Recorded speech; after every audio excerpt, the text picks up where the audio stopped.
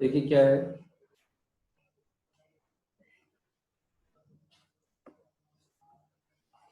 Statement ये कहता है कि अगर मेरे पास कोई फंक्शन दे रखा है F x,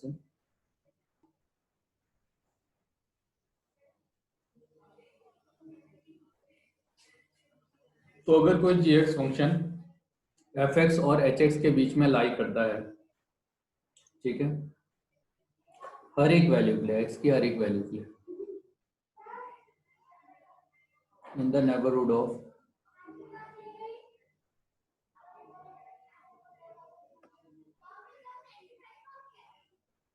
eight x equal to a, सही है।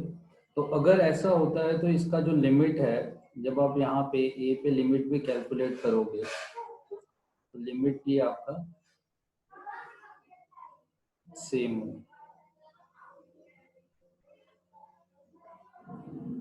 X tend to a h of x, ठीक है, इस तरह से लिखो। पहली चीज। दूसरा, if limit of x tend to a f x limit of x tend to a h x, अगर ये दोनों एक फाइनाइट वैल्यू देता है, this implies that limit of x tend to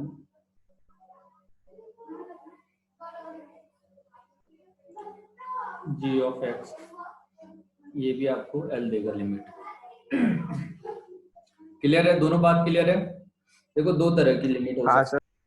है। एक तो अगर जी एक्स ये स्ट्रिक्टली इंक्रीजिंग टाइप का इस तरह से है तीनों, सही है, या जी एक्स इसके मिड में लाई कर रहा है, तो या तो जी एक्स का वैल्यू इस तरह से हो, स्ट्रिक्टली इंक्रीजिंग या स्ट्रिक्टली डिक्रीजिंग में इस तरह से जा रहा हो लिमिट लेने पे, सही है।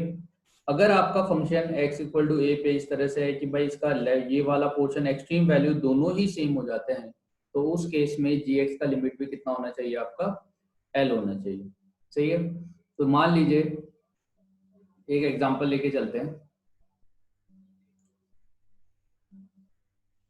आपसे लिमिट पूछी गई, limit of x tend to zero x square sine 1/x, ठीक है, इसकी लिमिट आपसे पूछी गई। तो मैं ये जानता हूं कि भाई मेरा अब यहाँ पे जीरो पुट करूंगा तो जीरो पुट करने पे ये अनडिफाइन हो जाएगा, 1/इंफिनिटी हो जाएगा, और 1/इंफिनिटी होगा तो साइन ऑफ 1/इंफिनिटी, अभी तो हम सीख चुके हैं कि क्या होने वाला है ना, हमें वैल्यू पता है। मगर अगर हमें कुछ भी पता नहीं होता तो उस केस में हम कैसे सॉल्व कर रहे होते हैं? तो क्या बोला गया कि भाई मैं ये जानता हूं कि साइन ऑफ 1/x का वैल्यू जो भी है होगा तो -1 से 1 के बीच में ही। तो अगर मैं इसको एक्स स्क्वायर से अगर मल्टीप्लाई कर देता हूँ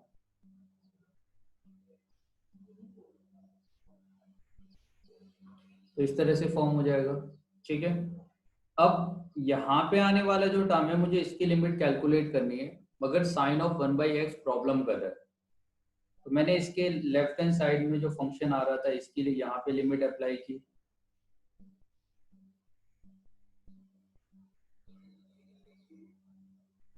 x square sine of 1/x और limit of x tend to zero x square, तो ये वैल्यू भी जीरो हो गया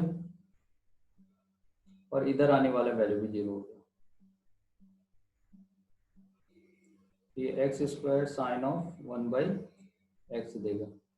finally limit x tend to zero x square, ये जीरो से लेस देन भी है ग्रेटर भी है, तो पॉसिबल क्या है, एक ही वैल्यू कि ये किसके इक्वल हो जाए?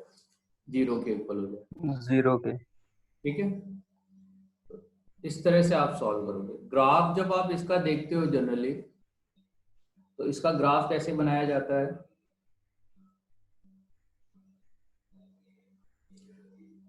ये जो है एक्स स्क्वायर वाला वैल्यू, तो ये एक्स स्क्वायर दो वैल्यू के बीच में लाई कर रहा है ना, एक तो आपका y equal to x square वाली लाइन है और y इक्वल टू -x²। इसका एक्सट्रीम वैल्यू तो यही है, आया ना। ये जो ग्राफ है, इस ग्राफ का एक्सट्रीम वैल्यू क्या है? -x² और x²। एक्सट्रीम वैल्यू का मतलब है मैक्सिमम यहाँ तक का जाएगा, इसके बीच में आपका ग्राफ ऐसे करके जाता है।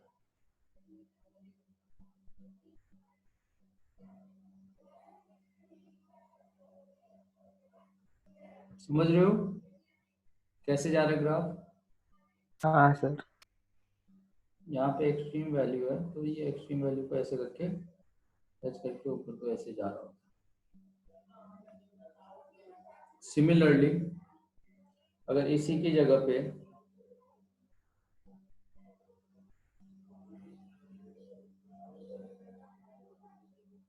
आपको limit of x tend to 0 x sine of 1 by x दिया होता, सॉरी 1 बाई एक्स,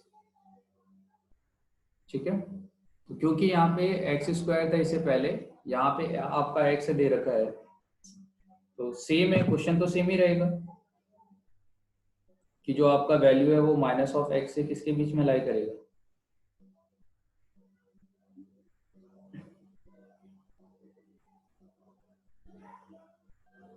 इसके बीच में लाई करेगा, ठीक है। और लिमिट एक्स टेंड टू अगर आपने 0 लगा दिया, minus of x limit x tend to 0 लगा दिया, x sine of 1 by x, ठीक है। और limit of x tend to 0 x ऐसे लगा दिया, तो ये वाला वैल्यू भी 0 और इधर आने वाले वैल्यू भी 0। Limit of x tend to 0 x sine of 1 by x हो जाएगा। तो finally limit x tend to 0 x sine of 1 by x, ये तो 0 होगा। तो जब ग्राफ बनाने की बारी आएगी तो एक तो लाइन हो गया आपका y इक्वल टू एक्स, एक लाइन हो गया आपका y equal to minus of x. इन दोनों के बीच में आपको ग्राफ ड्रॉ करना है।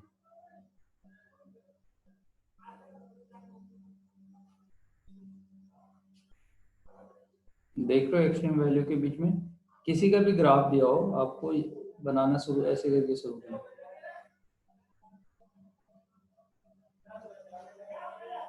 ठीक है। तो इस तरह से ये ग्राफ जाएगा, तो x sine of 1 by x का।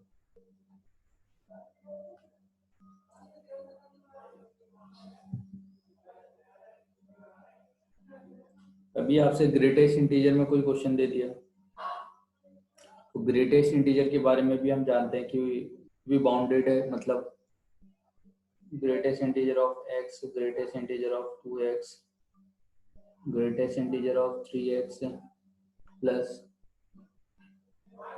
ग्रेटेस्ट इंटीजर ऑफ nx ऐसे दे रखा है, डिवाइडेड बाय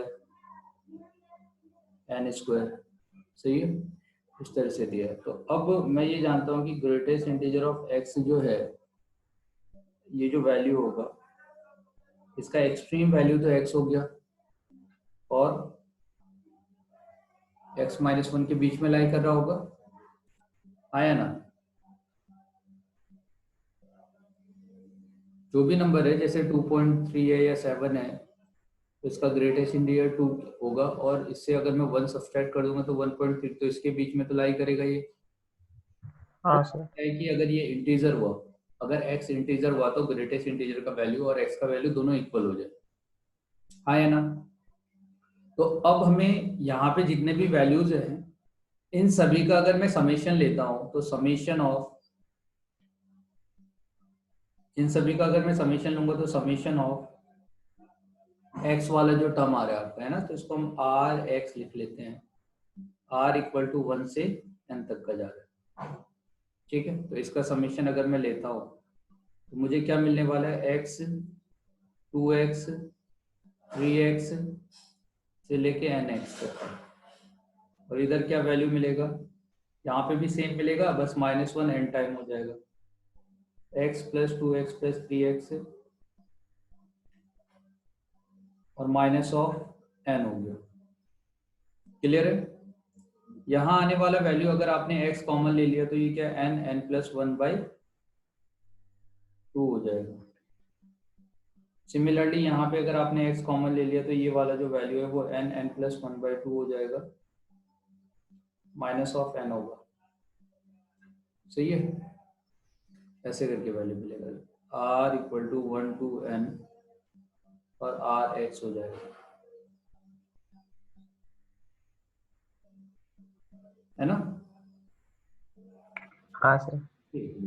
तो अब n टेंड टू तो इन्फिनिटी आपको पुट करना है, लिमिट ऑफ, अब देखो नीचे n स्क्वायर से डिवाइड किया, ये तो ऊपर वाले का वैल्यू हो गया। अगर इसी एक्सप्रेशन को जो समीशन है इसको n स्क्वायर से अगर मैं डिवाइड करता हूँ, इसे n स्क्वायर से मैं डिवाइड करूँ, इसे n स्क्वायर से मैं डिवाइड करूँ, यहाँ पे x मिलेगा, n स्क्वायर अगर आपने कॉमन ले लिया तो यहाँ पे क्या मिलेगा 1 प्लस 1 बाई n, ठीक है, by 2 minus of n by n square, ऐसा हो जाएगा summation of r equal to 1 से n तक का r x, ठीक है, इतना बाय n स्क्वायर, और यहाँ पे भी आपका x आएगा 1 प्लस 1 बाई n आएगा, बाय 2 होगा, और n स्क्वायर से डिवाइड कर दिया।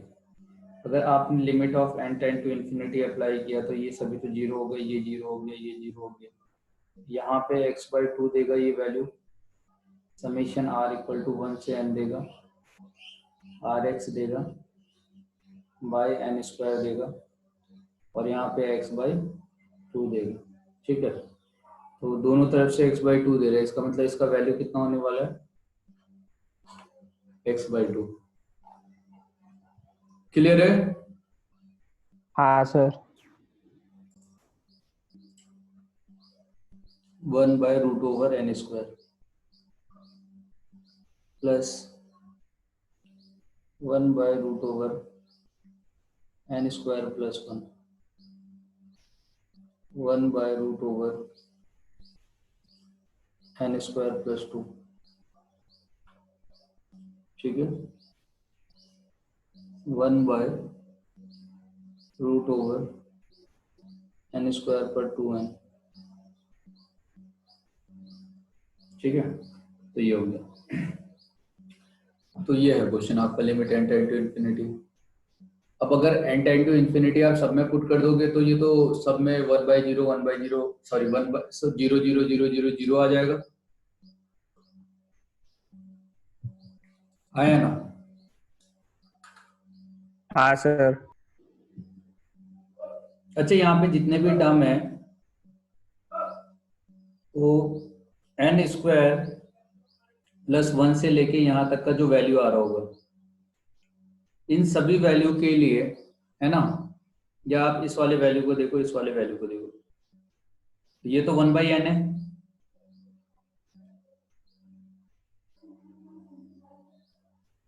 ये वाला वैल्यू, तो क्या मैं ऐसा कह सकता हूं, और n स्क्वायर प्लस 2n जो टर्म है वो आपका n स्क्वायर 2n प्लस 1 से तो कम ही होगा, हाँ सर। और इसका अगर आपने रेसिप्रोकल लिया तो रेसिप्रोकल लेने पे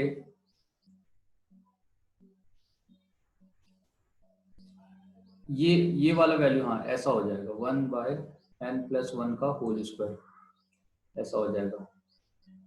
तो ये इनइक्वालिटी रिवर्स हो जाएगी रेसिप्रोकल में, तो 1 बाय सबसे लोवेस्ट जो वैल्यू है वो 1 प्लस n होगी, और इसके बीच में n स्क्वायर प्लस n वाला रूट वाला टर्म ये आएगा, और एक्सट्रीम वैल्यू 1/n तक का जारी होगी।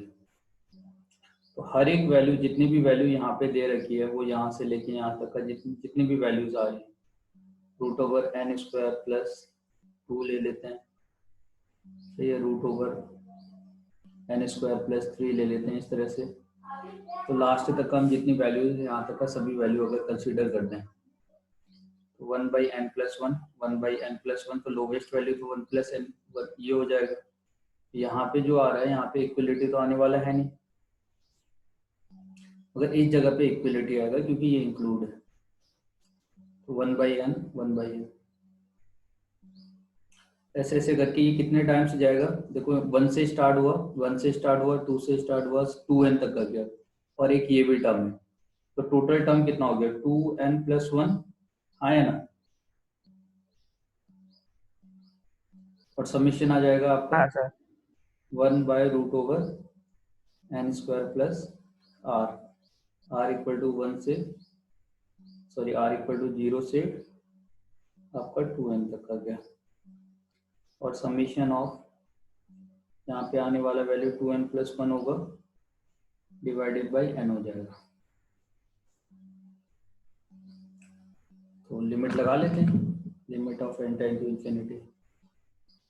तो n टेंड टू इंफिनिटी करेंगे तो यहाँ से आपको 2 मिलेगा,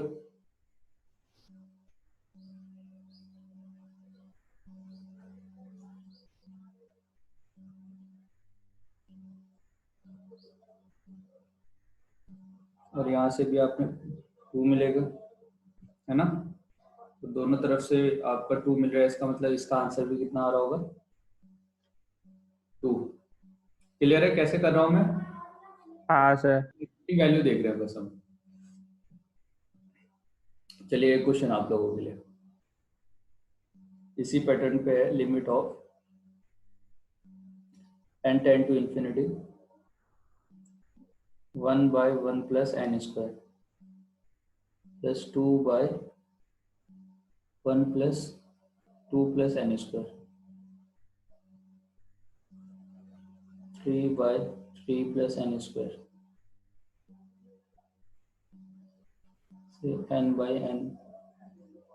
n प्लस n²। करिए तो क्या आएगा?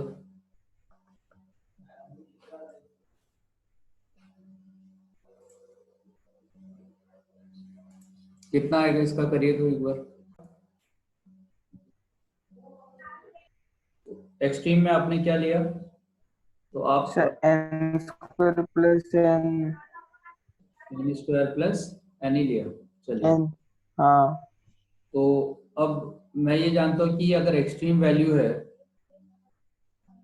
ये वाला, तो जब मैं इसका रेसिप्रोकल लूंगा तो ये मिनिमम देगा, और इसका मैक्सिमम वैल्यू क्या हो जाएगा 1/n², है ना। या n² प्लस 1 भी ले सकते हो, उसमें कोई ऐसा नहीं है ना।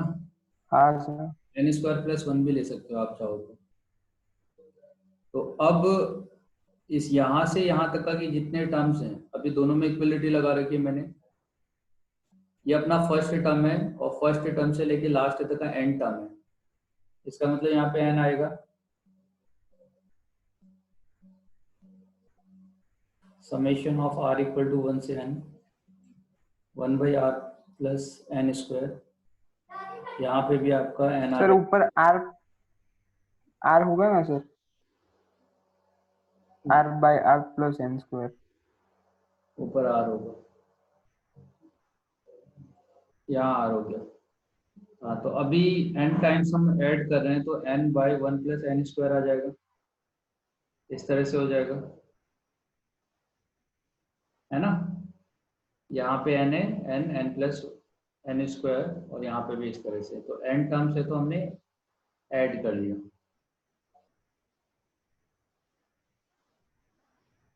अगर मैं ऐड करता हूँ तो यहाँ पे अगर लिमिट अप्लाई किया जाए n टेंड टू इंफिनिटी, तो अगर आप n कॉमन भी ले लोगे तो 1, सही है, 1 प्लस 1/n बचेगा, और यहाँ पे n tend to infinity put करोगे तो 0 देगा। सिमिलरली यहाँ से अगर आपने n कॉमन भी ले लिया तो ये 1/n प्लस n देगा, और ये तो 0 हो जाएगा, मगर ये क्या हो जाएगा, ये इंफिनिटी होगा तो 1/∞, इंफिनिटी ये भी 0 देगा। तो इसका मतलब ओवरऑल आंसर कितना आ जा रहा है अपना 0। 0। क्लियर है सबको? तो इस तरह से स्क्वीज थ्योरम का यूज करते हुए आप क्वेश्चन को सॉल्व करोगे।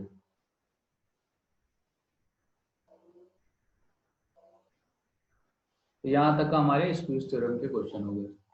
अब मैं कुछ मिसलीनियस क्वेश्चन आपको करा रहा हूँ जिसके लिए कोई प्रॉपर वे नहीं है।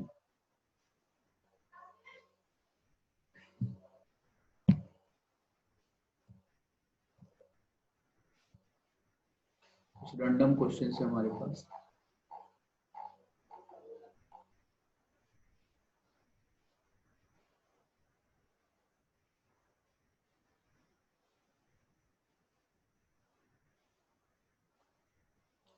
the integer n for which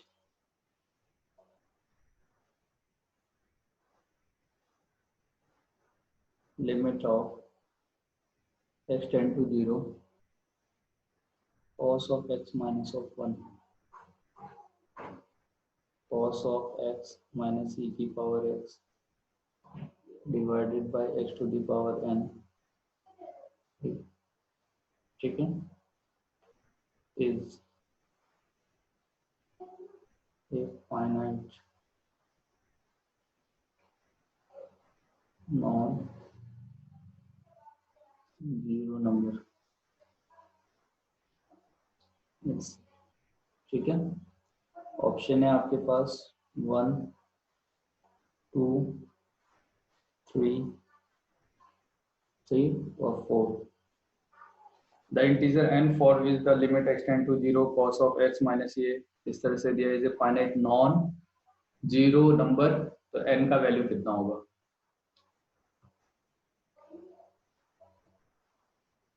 1 minus, इस अगर माइनस कॉमन ले लो तो 1 minus cos of x divided by x square वाला टर्म अगर आप लेते हो, है ना, cos x minus E x divided by x की पावर n, ठीक है। तो फर्स्ट वाला टर्म तो ये तो फाइनाइट हो जाएगा, ये तो फाइनाइट हो गया। अब ये तो 1/2 हो गया, फाइनाइट हो गया। अब हमें इस वाले टर्म को देखना है कि ये फाइनाइट कैसा है। तो cos x की अगर मैं बात करता हूँ तो cos x क्या होता है? 1 minus x square by 2 factorial plus x की power 4 by 4 factorial minus 1 plus x square by 2 factorial x cube by 3 factorial plus x की पावर 4 बाई 4 फैक्टोरियल, इस तरह से। तो देखो 1 से 1 तो कैंसिल आउट हो गया, है कि नहीं? तो 1 से 1 अगर कैंसिल आउट हो जाएगा तो ऊपर जो टर्म स्टार्ट हो रहा है वो कहाँ से स्टार्ट हो रहा है? वो एक्स से स्टार्ट हो रहा है क्या? आया ना? हाँ सर। और एक्स स्क्वायर एक ये हो गया, ठीक है। तो अगर ऊपर एक्स क्यूब आ रहा है और आपको फाइनाइट वैल्यू चाहिए तो नीचे एन का वैल्यू क्या होना चाहिए? 3 होना चाहिए। 3 होना चाहिए, ताकि आपका एक्स क्यूब से एक्स क्यूब कैंसिल आउट हो जाए। नहीं तो आपने एक्स टेन टू 0 पुट करोगे, अगर इससे ज्यादा पावर हो जाएगी तो ये क्या हो जाएगा? आपका इन्फिनिटी देगा। तो वैसे भी मैंने बताया था आपका कि इस तरह से कोई टर्म आए तो ये टर्म क्या होगा? कैंसिल आउट हो जाएगा, तभी जाके फाइनाइट वैल्यू आ रही होगी। सही है।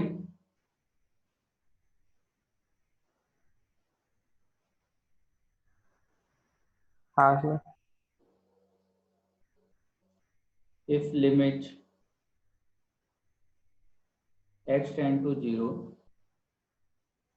1 plus x ln of 1 plus b square whole power 1 by x equal to 2b sine square theta, b is greater than 0 है and theta belongs to minus pi to pi, ठीक, then the value of theta is, ठीक है। तो theta का value क्या होगा? Plus minus pi by 4 plus minus pi by 3 plus minus pi by 6 plus minus pi by 2, ठीक है। तो हम इधर जो वैल्यू देख रहे हैं ये किसके फॉर्म में? इधर जो आ रहा है 1 टू द पावर इन्फिनिटी के फॉर्म में, ये यहाँ पे हाँ जब सर। 1 टू द पावर इन्फिनिटी के फॉर्म में, तो ये क्या होगा? e to the power limit of x tend to 0, इसमें से 1 सब्ट्रैक्ट कर दोगे तो x आएगा ln of 1 plus b square आएगा और 1 बाई एक्स से मल्टीप्लाई हो जाएगा, तो x से x कैंसिल आउट हो गया।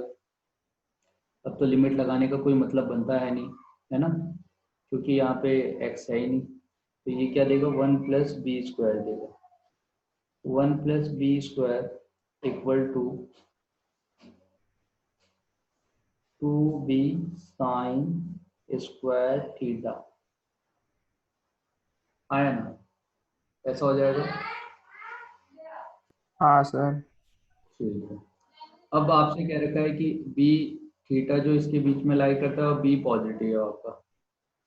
अब बी तो पॉजिटिव है, 1 हो गया, माइनस ऑफ इसको आप ज्यादा से ज्यादा 2b, है ना, या ज्यादा से ज्यादा आप क्या कर सकते हो, 1 प्लस बी स्क्वायर है, तो अगर आप इसमें 2b ऐड कर दो भाई, और इधर आप 2b ऐड कर दो, सही है, sign square theta plus 2b हो जाएगा। तो ये 1 प्लस बी का होल स्क्वायर हो गया। अगर आपने 2b वाला टर्म कॉमन ले लिया तो ये 1 प्लस साइन स्क्वायर थीटा होगा, कोई मतलब नहीं बनेगा वैसे। 2b सब्सट्रैक्ट करो तो 2b सब्सट्रैक्ट कर दो, अगर 2b सब्सट्रैक्ट करूं मैं यहाँ पे, ऐसा हो जाएगा, और यहाँ पे आपका माइनस आ जाएगा। तो अगर आपने 2b कॉमन लिया तो साइन स्क्वायर थीटा माइनस 1, तो minus of cos square theta देगा, ठीक है, और ये 1 माइनस बी का होल स्क्वायर देगा। क्लियर है? तो ये तो पॉजिटिव हो गया, ग्रेटर देन इक्वल टू हाँ 0, सर। मगर ओवरऑल ये टर्म क्या हो गया, लेस देन इक्वल टू 0। तो एक ही चांसेस है कि दोनों इक्वल हो जाए 0 पे, कॉस स्क्वायर थीटा 0 कब होगा, तो 0 कब हो जाएगा, plus minus of pi by 2 पे, आया ना।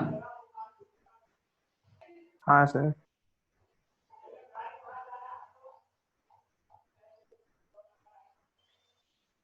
चलिए ये क्वेश्चन एक बार आप ट्राई कीजिए।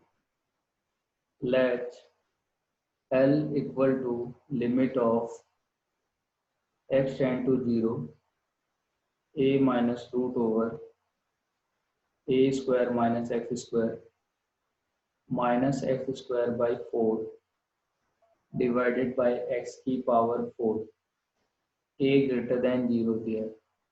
If limit L is finite, अगर ये कोई फाइनाइट वैल्यू है, देन वैल्यू ऑफ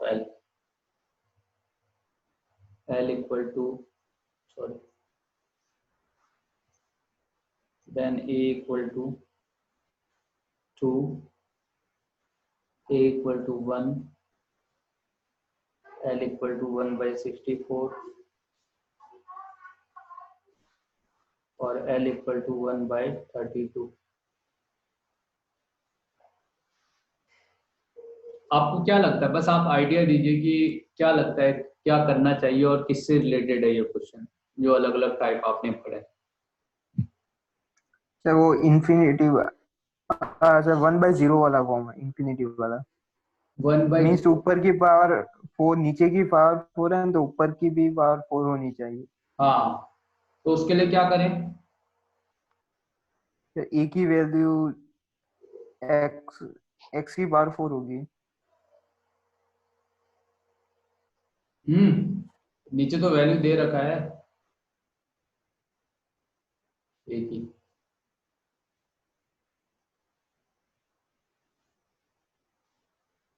एक मिनट सर, देखते हैं। कोई और,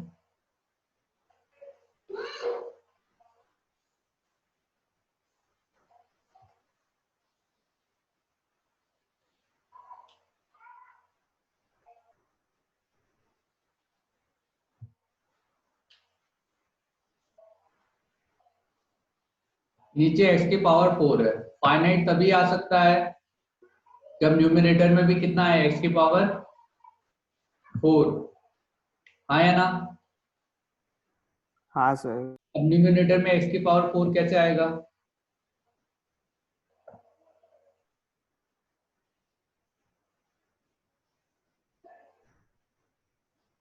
कोई तरीका है x की पावर 4 लाने का न्यूमिनेटर में। भाई a वाले टर्म को तो आप नहीं बना सकते, एक्स स्क्वायर बाई 4 को भी आप कुछ नहीं कर सकते, जैसा है वैसे ही रहेगा, मगर इस वाले टर्म को रूट ओवर ए स्क्वायर माइनस एक्स स्क्वायर, इसे कुछ किया जा सकता है क्या? सर या इसमें एक्सपेंशन पुट कर दिए तो बहुत बढ़िया। ए माइनस। कभी भी आपसे ऐसा कोई क्वेश्चन दे रखा है जहाँ पे डिनोमिनेटर की पावर न्यूमिनेटर से ज़्यादा है, तो अगर एक्सपेंशन पुट करने का आपको मौका मिल रहा है तो आप एक्सपेंशन पुट करो, सही है, ऐसा टर्म हो जाएगा। तो limit of x tend to 0, a आएगा, यहाँ से ए कॉमन आप ले लोगे तो ये माइनस ए हो गया, और ये 1 minus x square by a square की पावर 1/2 हो जाएगा, एक्स की power 4। Limit of x tend to 0, a common ले लो, माइनस ए, ये क्या हो 1 माइनस एन एक्स, तो 1 माइनस ऑफ, ये तो 1/2 है ना, तो इस वजह से आएगा 1 प्लस एन एक्स, मगर इसकी वजह से माइनस आएगा, 1/2 x square by a square, 1 plus n x plus n minus 1 और minus x square by a square की पावर 2 डिवाइडेड बाई 2 फैक्टोरियल, और माइनस एक्स स्क्वायर बाई 4 और बाय एक्स की power 4। Limit of x tend to a. अब a से ए तो यहाँ पे कैंसिल आउट हो जाएगा, जब ए से इसको मल्टीप्लाई करोगे ए माइनस माइनस प्लस,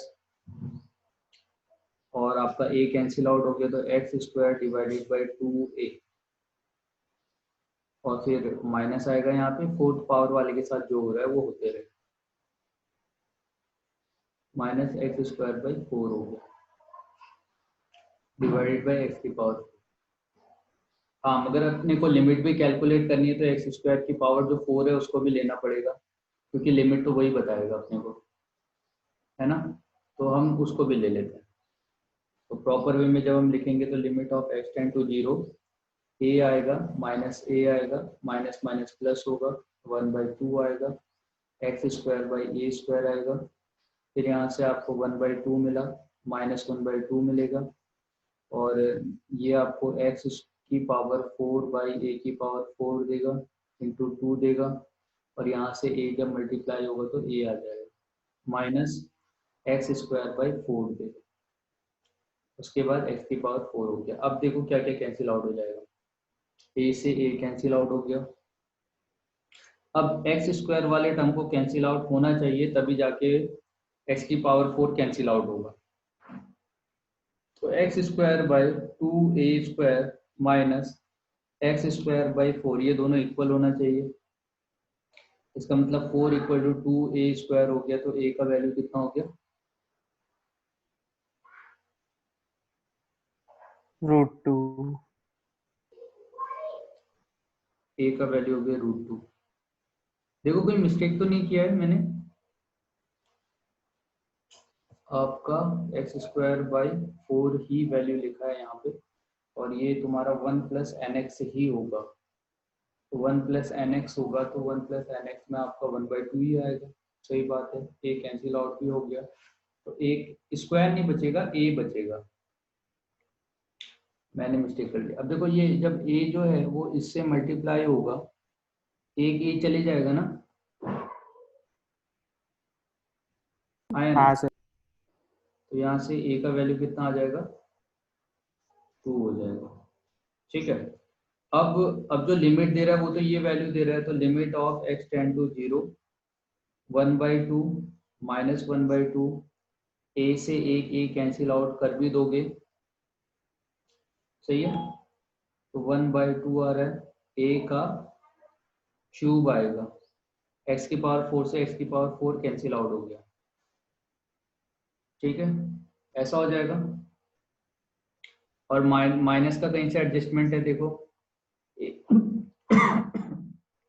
सॉरी, एक माइनस यहाँ से आ रहा है और एक माइनस ये होगा, तो माइनस माइनस क्या हो जाएगा, प्लस हो जाएगा, ये तो 2 इंटू 2 1/8 मल्टीप्लाई 1/8, तो कितना हो गया 1/64। सी इज करेक्ट और ए इज करेक्ट। ठीक है, समझ में आया? हाँ अब सर। अभी भी अब हमारे पास ना लिमिट में दो चीजें बची हुई है जो अपने को करना है, मगर वो हम एक चीज हम करेंगे, limit of sum. Limit of sum पढ़ाया जाता है आपका जब इंटीग्रेशन आप पढ़ते हो, डेफिनेट इंटीग्रल। सही है। और एक है सीरीज, और सीरीज सीरीज का मतलब आपने जो आईटीएफ पढ़ा ना भी, तो आईटीएफ की जो सीरीज होगी उसी सीरीज में वो क्या कर देगा, लिमिट लगा देगा।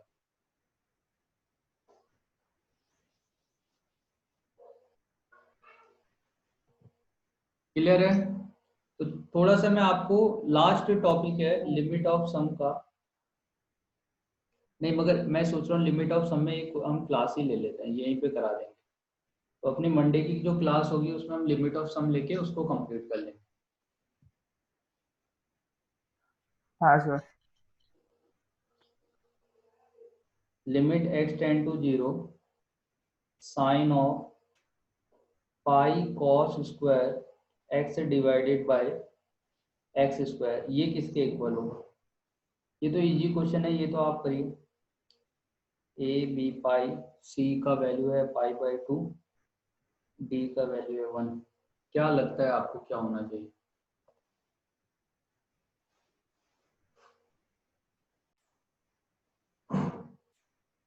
ठीक है, तो हमने क्या किया यहाँ पे, sine of pi 1 minus sine square x by x square. तो कॉस को साइन में कन्वर्ट कर लिया, sine pi minus of pi sine square हो जाएगा, और sine pi minus theta sine theta होता है। तो अभी जो वैल्यू यहाँ पे आ रहा है वही वैल्यू नीचे भी आना चाहिए। तो पाई साइन स्क्वायर एक्स से आप डिवाइड कर दो, और पाई साइन स्क्वायर एक्स से आप मल्टीप्लाई कर दो, डिवाइडेड बाई एक्स स्क्वायर करोगे तो ये वाला जो वैल्यू है ये तो आपका कितना हो गया, 1 हो जाएगा। तो यहाँ पे आपका ये वाला वैल्यू भी कितना होगा, 1 हो जाएगा। तो बचेगा क्या, बस पाई। ठीक है, एल हॉस्पिटल रूल बताने की जरूरत है क्या, वो तो आ गया है आपको। हाँ सर आ गया। वो सभी को आता है एल हॉस्पिटल रूल।